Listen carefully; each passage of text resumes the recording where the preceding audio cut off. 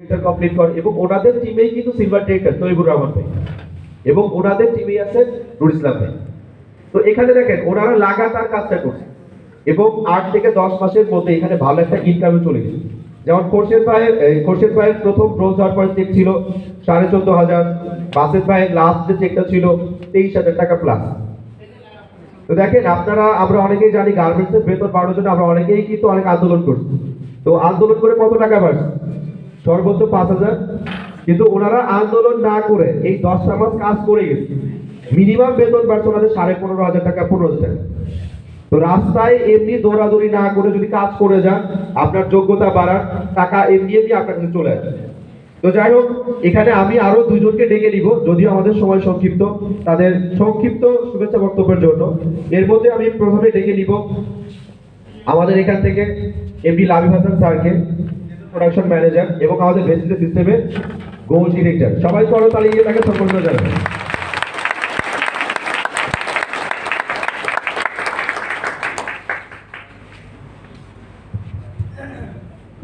আসসালামু আলাইকুম।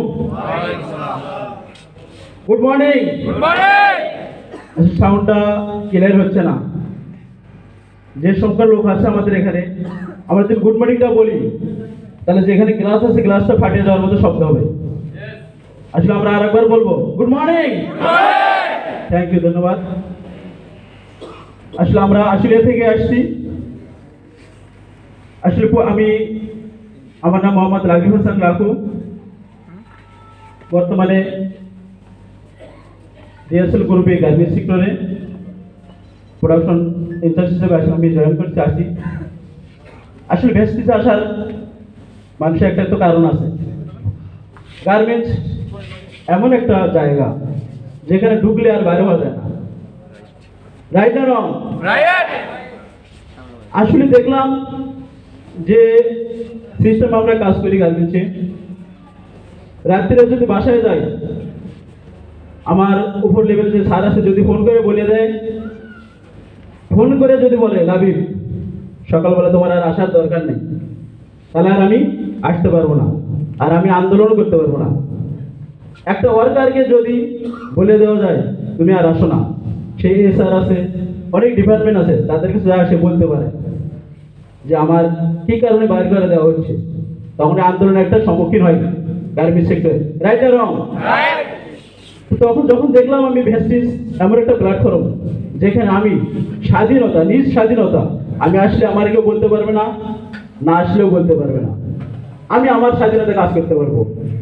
এই জন্যই এই ভেস্টিজ প্ল্যাটফর্মটা আমার বেছে নেওয়া, যাতে এখানে আমার নিজস্ব কোনো স্বাধীনতা থাকে, আর এখানে কাজ করার ভিতরে নিজেকে ভালো একটা পজিশনে নিয়ে যাওয়া যায় এবং অপরকেও এই পজিশনে হেল্প করা যায়। আসলে যাকে আমি হেল্প করলাম সেও কিন্তু আমার উপর একটা ডিপেন্ড করে যে অমুক ভাইয়ের জন্য আমি এই জায়গায় চলে আসছি। নট অনলি আমি 1 টাকা ইনকাম করিনি, যদি সে পারে এখান থেকে ইনকাম করতে, একদিনে তো যে কোনো একদিন আমার কথা এটাই বলবে যে ওই লোকের দ্বারা, ওই মানুষের দ্বারাই আমি ভেস্টিজে ভালো একটা পজিশনে আছি। আমি কোনো পজিশন পাইনি, কিন্তু সে পাইছে। আর গার্মেন্টস সেক্টরে যদি কোনো কিছু করে দেওয়া হয়, সকালবেলা ভালো করে দিলাম, বিকালবেলা যদি কোনো চাপ ক্রিয়েট করা হয়, চাপ দেওয়া যায় কাজের জন্য, সে আর আমাকে ভুলে যায়। সে কিন্তু জানে না সকালবেলা চাকরিটা আমি দিয়েছি, বিকালবেলা সে আমার স্মরণ রাখে না। আসলে গার্মেন্টস এটা এরকমই।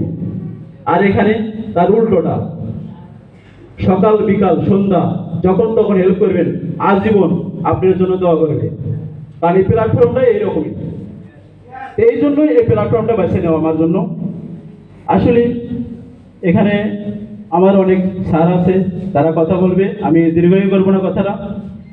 মার্কেটিং প্রাইভেট লিমিটেড এমন একটা কাজ, যেমন বাংলাদেশে পৃথিবীর ভিতরে অনেক খনিজ সম্পদ আছে, যা যত খনন করা যায় খনিজ সম্পদ তত বেশি পাবো আমরা। রাইট না রং? আর ভেস্টিজ প্রাইভেট লিমিটেড আমি যত রান করব, আমি যত মানুষের সাথে প্রোডাক্ট শেয়ার করবো, খনির মতো আমার ইনকাম এখানে আসতে থাকবে। তাহলে আমরা মনে করবো ভেস্টিজ প্ল্যাটফর্ম দেশের অর্থনীতির জন্য খনিজ সম্পদ যেরকম, তার চেয়ে দ্বিগুণ আমাদের ভেস্টিজ প্ল্যাটফর্ম। সেই জন্য আমরা যদিও ভুল ভুল পথ অবলম্বন করে ভুলভাবে এখানে যদি এসে থাকি, তাহলে আমরা মনে করবো এখানে রাইট, সেটা আমরা রাইট করে দেখাবো, রাইট রং। এই বলে আমার কথা শেষ করছি। আসসালামু আলাইকুম ওয়া রাহমাতুল্লাহি ওয়া বারাকাতুহু। তাকে অসংখ্য ধন্যবাদ।